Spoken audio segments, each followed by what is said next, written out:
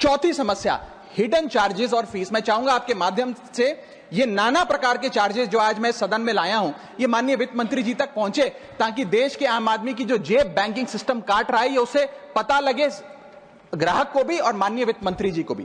पहला, minimum balance penalty. यदि आप न्यूनतम बैलेंस नहीं रखते हैं तो 100 से 600 रुपए प्रति माह बैंक आपका काट लेता है। इस चार्ज को लगाने के बाद बैंकों ने वित्तीय वर्ष 22-23 में 3500 करोड़ रुपए मिनिमम बैलेंस पेनल्टी के नाम से लोगों से वसूले हैं मैडम।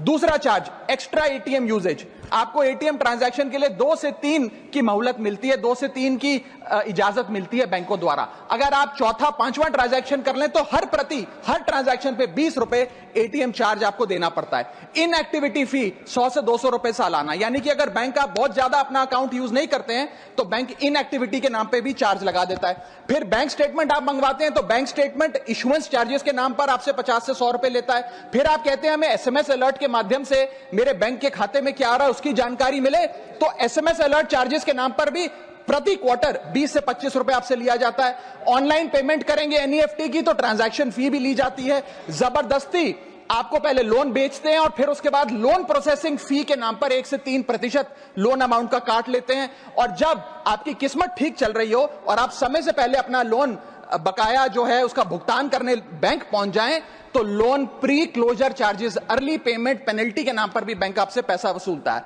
साधारण सा सिग्नेचर बदलवाना हो, नॉमिनी की डिटेल्स बदलवानी हो, उस चेंज पर भी 200 रुपए प्रति ट्रांजैक्शन के नाम पे बैंक आपसे पैसा वसूलता है। और डिमांड ड्राफ्ट पे ऑर्डर बनाने जाएं तो 100 से 200 रुपए प्रति डिमांड ड्राफ्ट आपसे पैसा वसूलता ही वसूलता है। यानी कि कस्टमर्स की जेब काटी जा रही है और कस्टमर्स को पता भी नहीं लगता कि कितना पैसा बैंक इन नाना प्रकार के चार्जेस के चलते आम आदमी से वसूल रहा है।